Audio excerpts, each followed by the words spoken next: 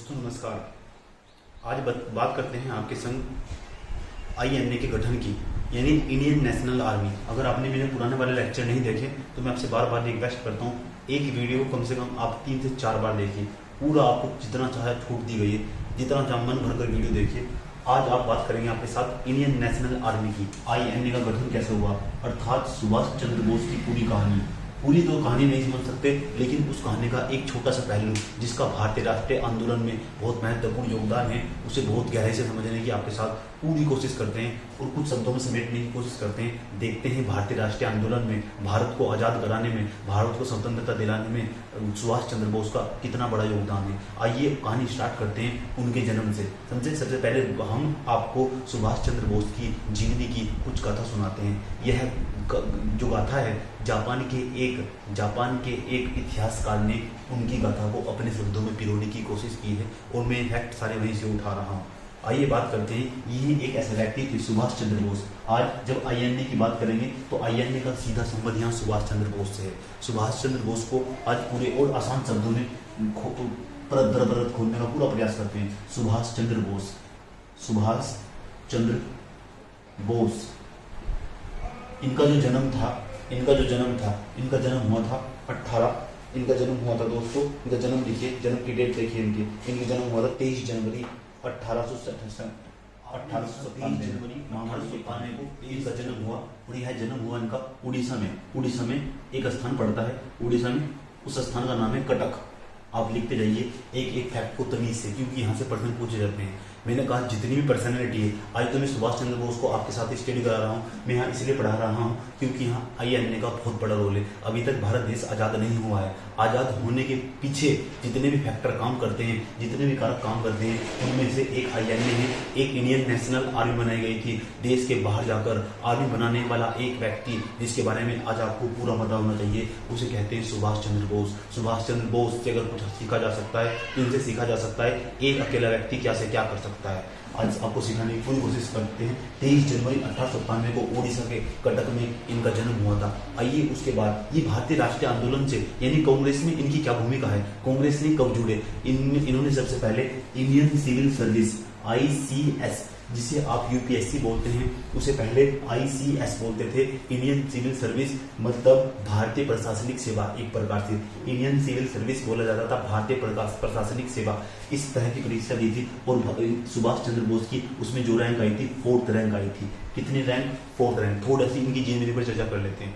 1919 में, कब की बात है, परीक्षा दी थी इन्होंने, ये दी थी इन्होंने 1919 में। कितनी रैंक आई थी इनकी रैंक आई थी 4 रैंक पूरे ऑल इंडिया में। आप समझ सकते हैं कितने पढ़े लिखे व्यक्ति थे। चाहते तो नौकरशाही में जाकर, सर्वेंट में जाकर, अगर उन्हें देश के लिए ही कुछ काम नहीं करना होता तो नौकरशाही में जाकर अनेक अरबों खरबों की रकम कमा सकते थे, लेकिन उन्होंने ऐसा नहीं किया। उन्होंने देश को आज़ाद कराने में जो महत्वपूर्ण भूमिका निभाई, उन्हें जो भारत के लोग हैं उन्हें आज तक अपने हृदय में संजोए रखते हैं।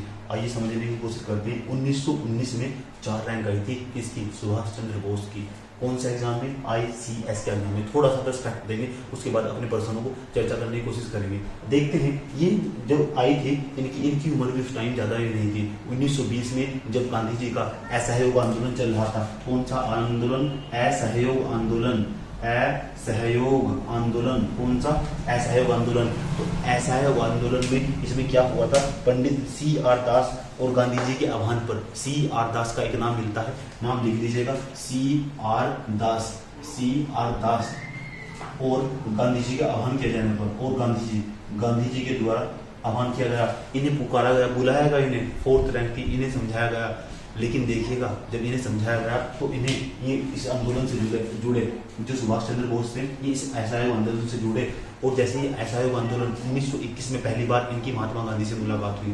पहली बार जब इनकी महात्मा गांधी से मुलाकात हुई तो इन्होंने एक ही सवाल पूछा। मैंने कहा CR दास और गांधी जी के आह्वान किए जाने पर ये भारतीय राष्ट्रीय आंदोलन से जुड़े थे 1920 में। 1921 में पहली मुलाकात इनकी हुई थी किससे? महात्मा गांधी से। जब इनकी मुलाकात होती है तो महात्मा गांधी से एक ऐसा सवाल पूछते हैं, महात्मा गांधी भी हड़बड़ा उठते हैं, उनसे जवाब नहीं बनता है। ऐसा सवाल पूछा था सुभाष चंद्र बोस ने। वो सवाल क्या था कि आप इस असहयोग आंदोलन के बाद आगे की रणनीति आपकी क्या होगी देश को आज़ाद कराने के लिए। और देखिएगा जब जैसे ही ये सवाल पूछा, यह तो गांधी को भी नहीं पता था कि उसके बाद इनकी रणनीति क्या होने वाली है। इस तरह का सवाल जब उनके सामने उठा कर दिया जाता है तो जो गांधी जी हैं वे हड़बड़ा कर उठते हैं और कहानी को आगे बढ़ाते हैं, समझे। इस तरह का सवाल, तभी से गांधी और सुभाष चंद्र के बीच वैचारिक टकराहट दिखाई देगी आपको, और ये लास्ट तक रहेगी 1938 तक 1939 तक भी यह आप एक वैचारिक टकराहट बनी रहेगी।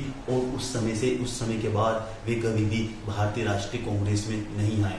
राष्ट्रीय जो कांग्रेस थी उस कांग्रेस का भी कभी हिस्सा नहीं रहे। उसके बाद एक जिक्र और मिलता है, आपको पता होना चाहिए 1927 में आप नोट कर सकते हैं। 1927 में उन्होंने पंडित जवाहरलाल नेहरू के साथ में, पंडित जवाहरलाल नेहरू सामाजिक विचारों के थे, सामाजिक प्रवृत्ति को सपोर्ट करते थे, समाजवादी विचारों के थे। जब पंडित जवाहरलाल नेहरू समाजवादी विचारों के होंगे, ये भी ICS का एग्जाम इन्होंने भी दिया था। इन्होंने जो सुभाष चंद्र बोस ने भी ICS का एग्जाम दिया था, तो उन्होंने बहुत अच्छी पढ़ाई कर रखी थी। वे समाजवादी विचार अच्छी तरह से समझ सकते थे और पंडित नेहरू की और उनकी बहुत अच्छी मिलती थी। पंडित नेहरू का इंटरनेशनल रिलेशन बहुत ज़्यादा अच्छा था, अंतर्राष्ट्रीय संबंध की बहुत ज़्यादा समझ रखते थे। यही कारण था कि देश आज़ाद होने के बाद उन्हें प्रधानमंत्री बनाना पड़ा, समझे।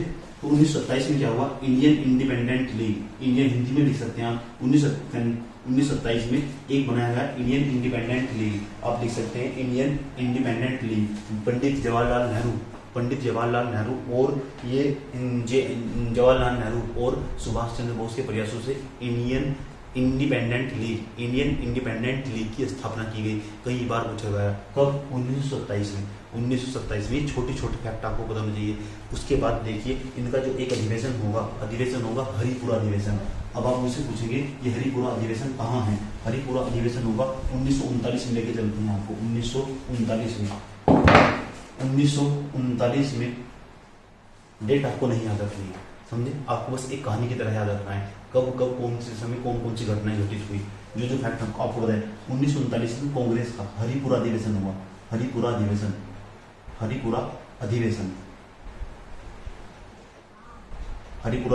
हरिपुरा है, आपको पड़ता है गुजरात में। और यहाँ सुभाष चंद्र बोस का योगदान जहां भी दिखाई देगा उस फैक्ट को हाईलाइट करने की पूरी कोशिश करेंगे।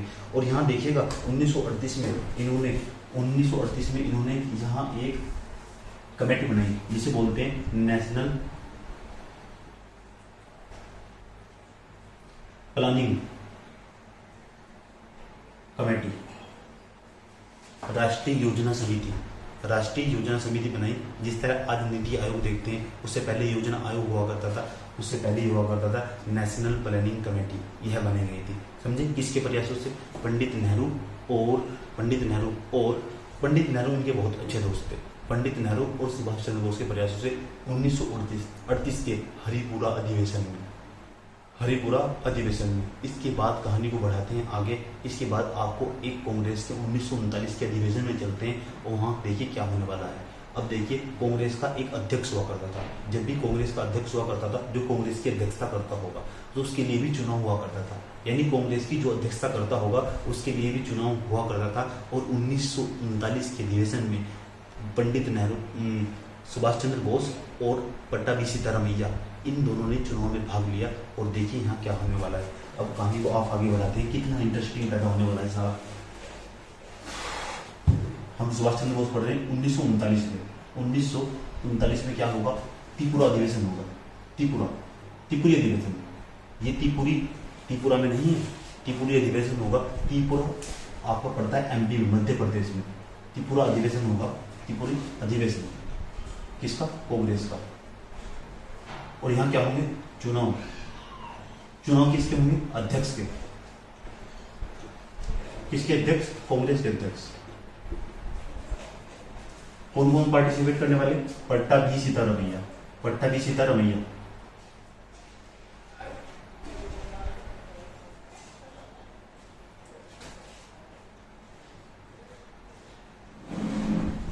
और कौन, सुभाष चंद्र बोस।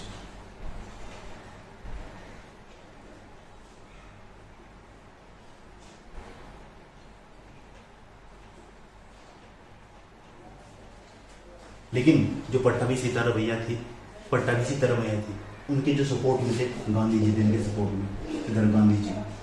अब बताइए गांधी जी के साथ कितनी जनसंख्या थी, अब बताइए कौन जीतने वाला है, आप खुद ही बता सकते हैं। इधर इनके सपोर्ट में कोई भी नहीं था, लेकिन ये भी एक अद्भुत पर्सनैलिटी थी, खतरनाक पर्सनैलिटी। इनका भी जो अस्तित्व था, बहुत जब भी बोलते थे खतरनाक बोलते थे। अब यहाँ भाषण होने वाला था, जब ये भाषण होने वाला था इनका तो गला भी खराब हो रखा था, ये अपना भाषण खुद भी नहीं दे सकते थे। अब आप अंदाजा लगा सकते हैं इस चुनाव में कौन जीतने वाला है, कौन। पट्टाभी सीताराम गांधी जी ने की तरह थे, लेकिन नहीं, क्योंकि अध्यक्ष के पद का चुनाव, मैंने कहा गांधी के और सुभाष चंद्र बोस के बीच में टकराहट दिखाई पड़ती है। लेकिन देखिएगा इसी समय महात्मा गांधी को महात्मा कहने वाले, महात्मा गांधी को राष्ट्रपिता कहने वाले, राष्ट्रपिता महात्मा गांधी कहने वाले, महात्मा जो शब्द दिया गया है, राष्ट्रपिता दिया गया है जो शब्द, ये भी सुभाष चंद्र बोस के द्वारा दिया गया था। टकराहट जरूर थी, आजकल के राजनीतिक दलों की तरह नहीं है, समझिए। देशभक्ति की भावना प्रबल थी, दोनों के साध्य अलग अलग थे, साधन अलग अलग थे, लेकिन साध्य एक ही था, यानी लक्ष्य सबका एक ही था कि किसी तरह भारत को आजाद करा जा सके और आज़ादी दिलाई जा सके, समझे। सुभाष चंद्र बोस और यहाँ पट्टाभी सीताराम भैया, इन दोनों के बीच में 1939 में त्रिपुरी कहाँ पड़ता है, एमपी में पड़ता है, मध्य प्रदेश में वर्तमान समय में। तो वहाँ चुनाव हुआ, और जैसे ही चुनाव हुआ, यहाँ जो चुनाव होगा गांधी जी की तरफ से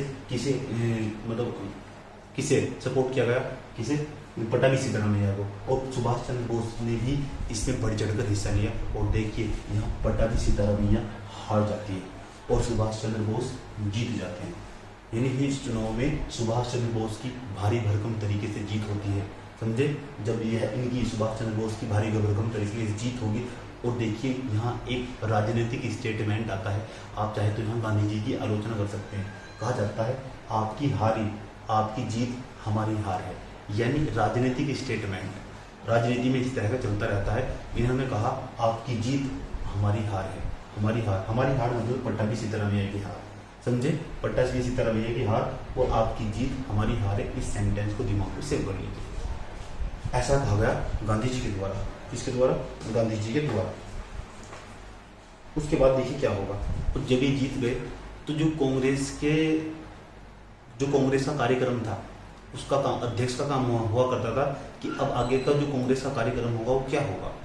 और उसके लिए जो सुभाष चंद्र बोस थे वे एक कमेटी बनाना चाहते थे। कमेटी मतलब एक प्रकार की कांग्रेस के सदस्य चाहिए थे उसमें, लेकिन देखिएगा जो मुख्य लीडर थे उन्होंने कांग्रेस के साथ सुभाष चंद्र बोस के साथ आने से भी मना कर दिया था। लेकिन यह और यहाँ जो हमारे पंडित जवाहरलाल नेहरू थे उन्होंने भी उनके साथ आने से मना कर दिया, और यहाँ सुभाष चंद्र बोस पूरा टूट जाते हैं। वे चाहते थे कि इस पूरे देश को पूरी तरह बदल लिया जाए, लेकिन देखिए महात्मा गांधी और महात्मा गांधी के जो ध्रुव समर्थक थे, उनके अनुयायी थे महात्मा गांधी के, और पंडित नेहरू भी, यहाँ तक पंडित नेहरू भी, उनका दोहरा चरित्र दिखाई पड़ता है इस क्षेत्र में।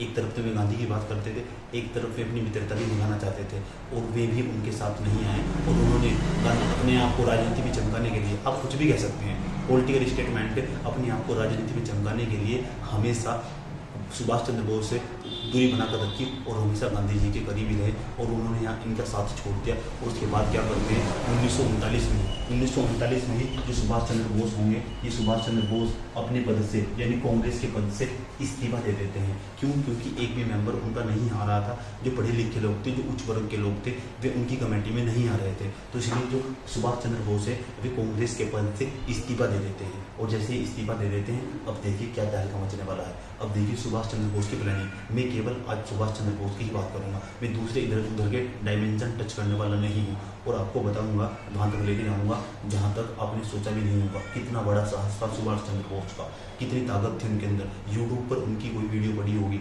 वीडियो मतलब पूरी मूवी पड़ी होगी, सुभाष चंद्र बोस उनकी पूरी जो मूवी पड़ी होगी उसको एक बार जरूर देखिए, आप आत्मविश्वास से भर जाएंगे, समझे। उसके बाद जो लिखिए, आप लिख सकते हैं 1939 में सुभाष चंद्र बोस ने इस्तीफा दे दिया। 1939 में सुभाष चंद्र बोस ने इस्तीफा दे दिया।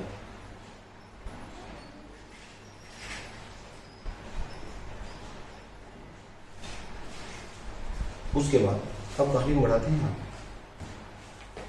और इनके द्वारा 1939 में इस्तीफा देने के बाद फॉरवर्ड ब्लॉक नाम की एक संस्था बनाई जाती है ताकि अन्य लोगों को एक साथ यानी कांग्रेस की जैसा एक संगठन तैयार करने का कष्ट किया जाता है। ऐसा करना ही होगा, उन्हें देश को तो आजाद कराना चाहते थे, समझे। तो इनके द्वारा ही फॉरवर्ड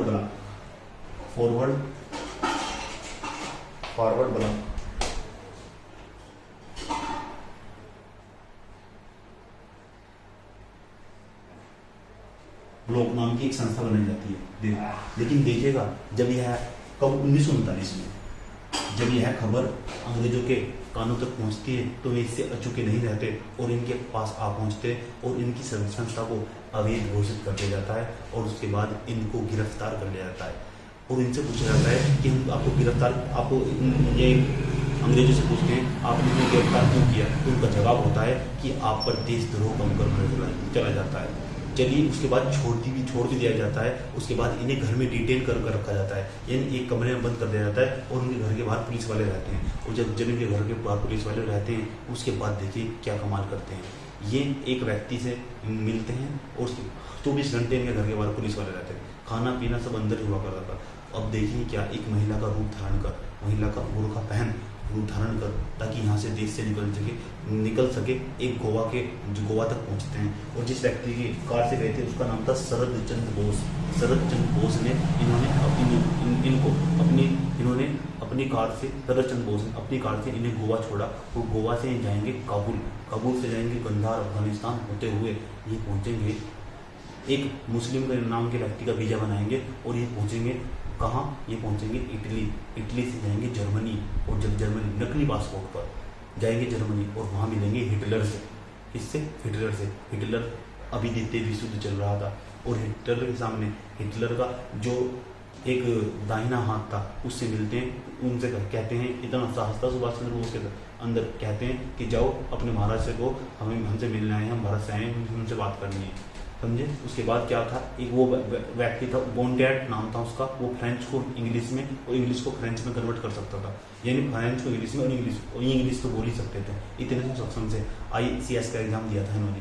उसके बाद उनसे मिलते हैं और मिलकर बताते हैं कि हम आपका युद्ध में साथ देना चाहते हैं। जर्मनी के हिटलर को कहते थे कि हम आपका युद्ध में साथ देना चाहते हैं। दूसरी बात, हम यहाँ अपने घूम फिर कर यहाँ प्रचार प्रसार करना चाहते हैं। 2 बात तो मान ली गई, लेकिन तीसरी बात उन्होंने कहा हम भारत में एक अस्थायी सरकार का गठन करना चाहते हैं। अस्थायी सरकार जिस पर बाहर से ऑर्डर चले इस तरह की सरकार, अस्थायी सरकार बनाना चाहते थे।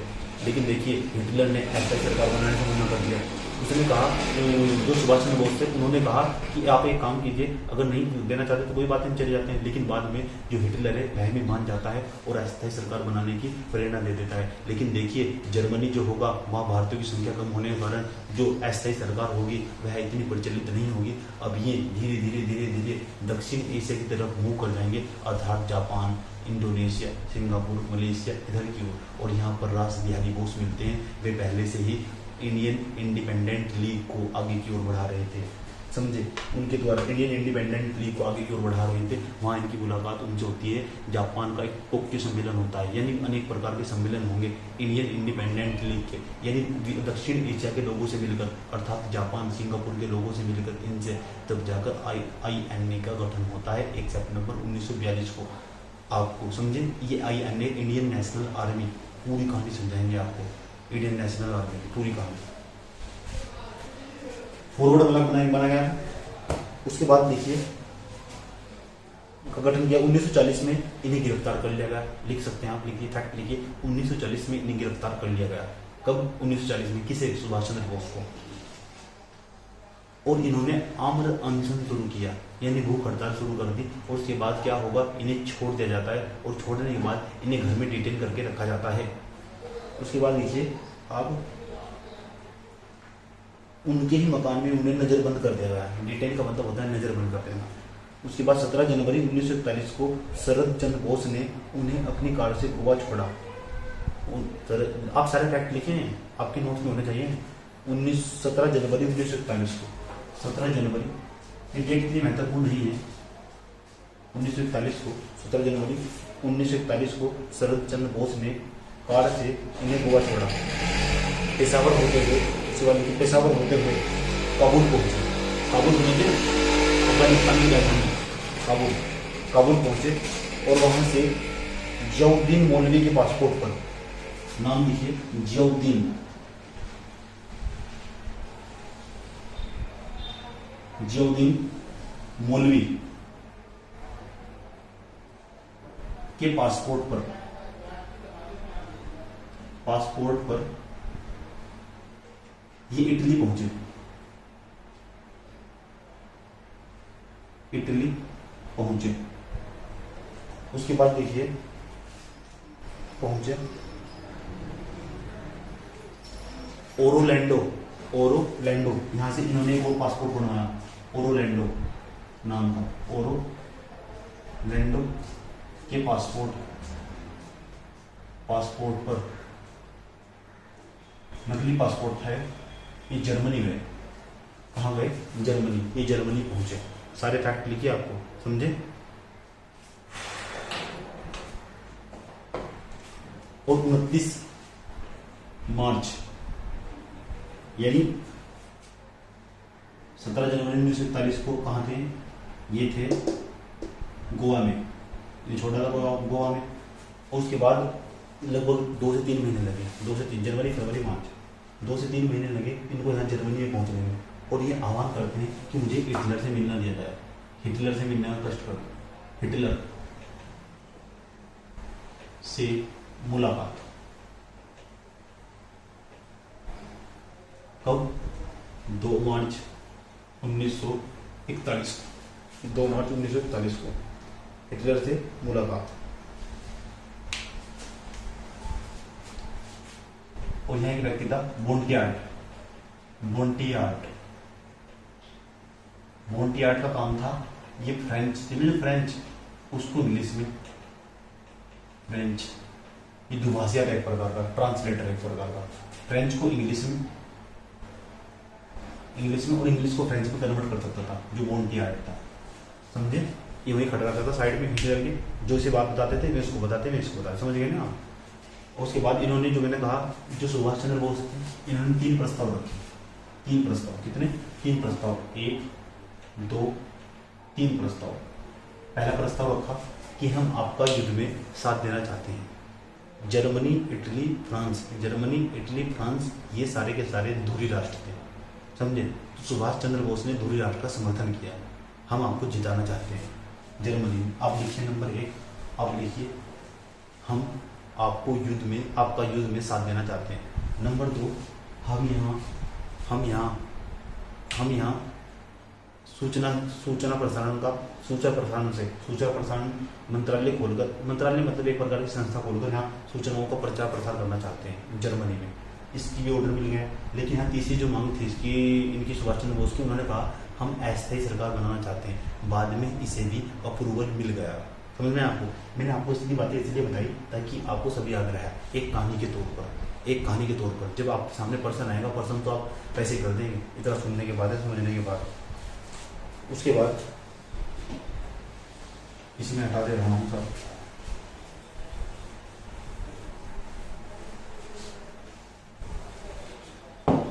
समझे? और लिखिए जर्मनी में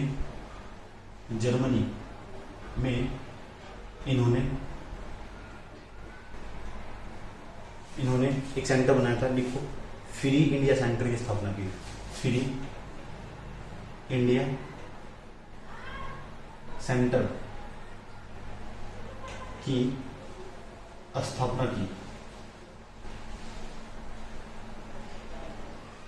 अब इसके नीचे इस तरह लिखिए, जर्मनी में भारतीयों की संख्या कम होने के कारण, जर्मनी में भारतीयों की संख्या कम होने के कारण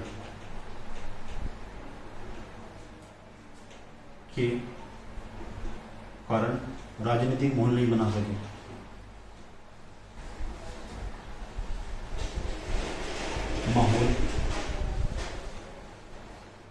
सके। और जब यहाँ ऐसा पर हो जाएंगे तो कहाँ जाएंगे? दक्षिण एशिया की तरफ। दक्षिण एशिया, सिंगापुर, जापान, मलेशिया, इस तरफ इसकी तरफ इनका हो जाएगा। तब ये दक्षिण एशिया की ओर रुख करते हैं।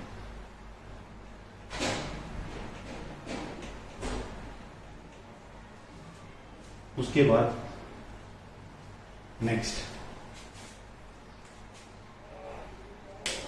अब सवाल है कि आईएनए का गठन कैसे हुआ। तो जो आईएनए का गठन था वो एक प्रक्रिया के तहत नहीं हुआ। आईएनए के गठन के लिए और भी कुछ व्यक्ति थे जो काम कर रहे थे। आईएनए के गठन के लिए जापान, एक शहर है जापान का, उसका नाम है टोक्यो, राजधानी है शायद, हाँ टोक्यो। तो यहाँ सम्मेलन हुआ, टोक्यो सम्मेलन के नाम से जानते हैं। इस सम्मेलन में जो पार्टिसिपेट कर रहे थे रास बिहारी बोस, भारत के ही थे। रास बिहारी बोस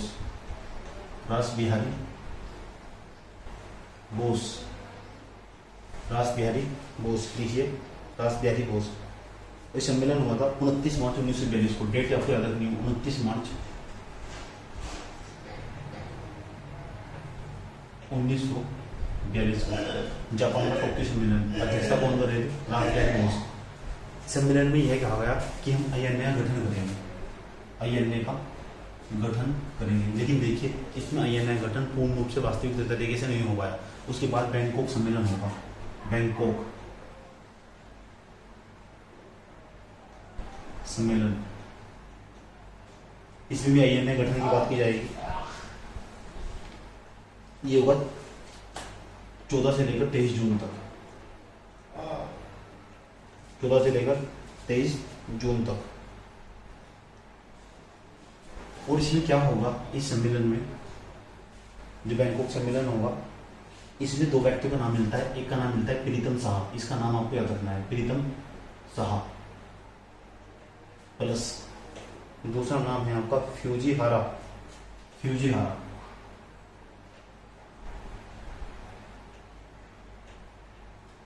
ये दो ऐसे व्यक्ति थे जब ब्रिटिश सेना में जो सैनिक थे वे जब जापान के साथ लड़ रहे थे, भारतीय सैनिक थे जो ब्रिटिश सेना में, भारत के सैनिक थे ब्रिटिश सेना में, जापान की ओर लड़ रहे थे, तो जापान ने उन्हें बंदी बना लिया था। जब बंदी बना लिया था तो उन्हें फांसी की सजा सुनाई जाने वाली थी। लेकिन देखिए दो व्यक्ति ऐसे हैं जिनका भारतीयों के लिए बचाव किया गया। प्रीतम साहब और फ्यूजीहारा, इनके द्वारा कहा गया ये एक प्रकार की सरकार के पीछे लगे हुए, सरकार के इशारों पर काम कर रहे थे, क्यों ना हम इन सैनिकों में बदल दिए। तो उसके बाद क्या हुआ, इनके द्वारा और सुभाष चंद्र बोस के द्वारा मिलकर आईएनए का गठन किया जाता है। डेट थी 1 सितंबर, मैंने कहा बड़ी बड़ी घटनाएं सितंबर में घटित हुई है। 1 सितंबर 1942 को आईएनए का गठन हुआ।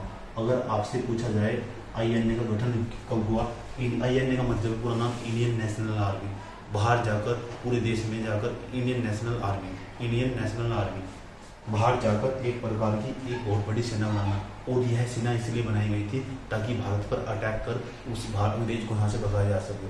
और देखिए यह सेना धीरे धीरे अब भारत की ओर बढ़ने वाली है। गठन तो हो गया सेना का, अब यह सेना, लेकिन अभी जापान की हालत भी, जापान के साथ मिलकर बनाई थी, जापान की हालत भी अब बहुत खराब हो चुकी थी। क्यों, वो भी बहुत सारे युद्ध हार चुका था। इटली और जो जर्मनी लड़ रहे थे वे भी पूरी तरह हार चुके थे, अब जापान बचा हुआ था। तो इसलिए कहा जाता है सुभाष चंद्र बोस ने डूबते हुए जहाज पर सहारा लिया था। समझे?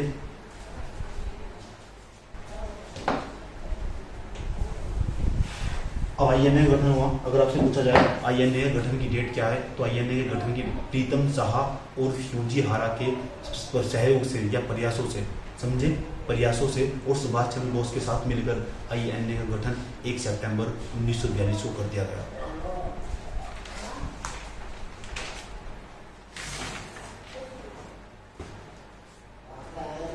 इक्कीस अक्टूबर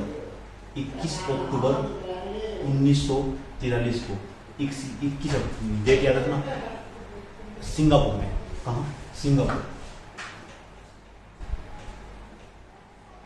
सिंगापुर में सुभाष चंद्र बोस के द्वारा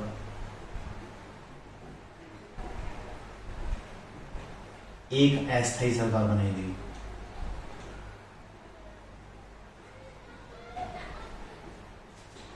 बनाई गई, एक अस्थायी सरकार बनाई गई। 21 अक्टूबर 1943 को सिंगापुर में सुभाष चंद्र बोस के द्वारा एक अस्थायी सरकार बनाई गई। ऐसी सरकार रहेगी देश के बाहर, लेकिन कार्य भारत पर करेगी। उस ऐसी सरकार को बोलते हैं अस्थायी सरकार। और जिसके अध्यक्ष थे, अध्यक्ष जो सरकार बनाई गई थी उसके जो अध्यक्ष थे खुद सुभाष चंद्र बोस, जो इसके सर्वोच्च सलाहकार थे, सर्वोच्च सलाहकार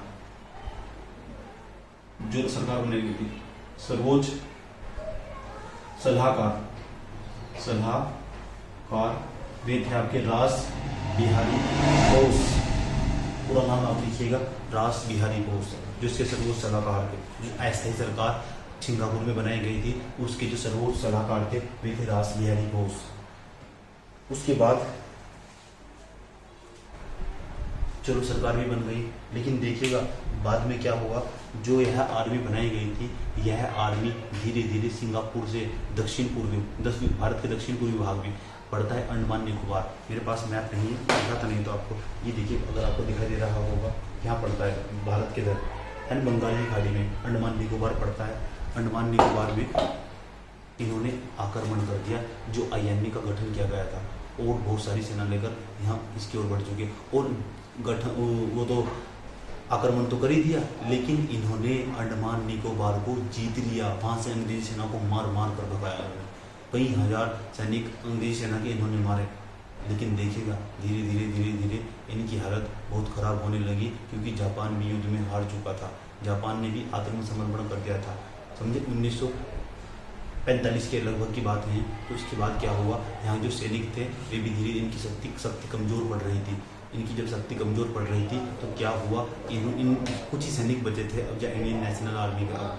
उसके बाद क्या होगा, इनके द्वारा आत्मसमर्पण कर दिया जाता है। आत्मसमर्पण करने के बाद इन पर मुकदमे चलाए जाते हैं, जिसे लाल किला मुकदमे के नाम से जानते हैं। कुछ लोगों को फांसी की सजाएं सुनाई जाती है, लेकिन फांसी नहीं होती, बाद में उन्हें उम्र कैद की सजा दे दी जाती है। जब चर्चित प्रधानमंत्री ब्रिटेन का हट जाता है, क्योंकि ब्रिटेन में भी चुनाव होगा 1945 में, और वहाँ भी नई सरकार आएगी, और वहाँ का जो भी भारत का गवर्नर जनरल वाइसराय होगा वो भी दूसरा आएगा। तो उन लोगों की फांसी को टाल दिया जाता है जिन्होंने भारत पर आक्रमण किया था, INA के जो भी साथी थे। लेकिन देखिएगा इसी समय एक बहुत दुखद घटना होती है। कहा जाता है कि एक एरोप्लेन था, जिस एरोप्लेन में जो सुभाष चंद्र बोस थे वे यात्रा कर रहे थे, और यात्रा करने के दौरान उनकी मौत हो जाती है, उनकी मृत्यु प्राप्त हो जाती है। लेकिन इसे लेकर अभी कोई पुख्ता सबूत हमारे पास नहीं है कि उनकी मौत किस तरह हुई थी, समझे, सुभाष चंद्र बोस की। और यहाँ इस तरह INA का यह चैप्टर पूरी तरह समाप्त होता है। आपको जो जो भी फैक्ट इसमें से अच्छे लगे उसे लिख लीजिएगा, समझे, जो जो भी फैक्टर थे। अब कोई भी किताब पढ़िए, इतना समझने के बाद आप कोई भी किताब पढ़िए, आसानी से समझ में आएगा। असली मकसद होता है आपका कॉन्सेप्ट क्लियर करना और कहानियों को बहुत अच्छे तरीके से जोड़ना। इसके बाद हम बात करेंगे मुस्लिम लीग की। मुस्लिम लीग का क्या योगदान है। अब बताइए, हमने यह चैप्टर आपको पढ़ाया, क्या यह भारतीय राष्ट्रीय आंदोलन से कम रोमांचक है क्या, समझे। लेकिन देखिएगा भारतीय राष्ट्रीय आंदोलन और महात्मा गांधी को ज़्यादा ही हाईलाइट करके दिखाया गया है, समझे। तो बात कर ली इंडियन नेशनल आर्मी ने यानी INA का इतना तो योगदान कह ही सकते हैं कि अंग्रेजों के अंदर इन्होंने खौफ पैदा कर दिया था। एक तरफ भारत छोड़ो आंदोलन, दूसरी तरफ INA का गठन, और तीसरी तरफ द्वितीय विश्व युद्ध। अंग्रेजों की हालत यानी औपनिवेशिक हुकूमत की हालत बहुत ज़्यादा खराब हो चुकी थी। यही कारण था उन्हें 2 साल बाद भारत को आज़ाद करके जाना पड़ा। इनमें से एक INA का भी बहुत बड़ा योगदान है, इसे कम योगदान नहीं कह सकते। भारतीयों पर यानी भारतीय इस टाइम ब्रिटिश सरकार थी, अंग्रेजी सरकार पर कहीं ना कहीं एक दबाव में डालने का और चारों तरफ से घेरने का प्रयास तो INA ने किया है, और उसका एक बहुत बड़ा योगदान है। इसलिए इसे भी भारतीय स्वतंत्रता संग्राम के साथ जोड़कर देखा जाना चाहिए, समझे। आज के एपिसोड में इतना ही रखते हैं, इजाज़त दीजिए, धन्यवाद।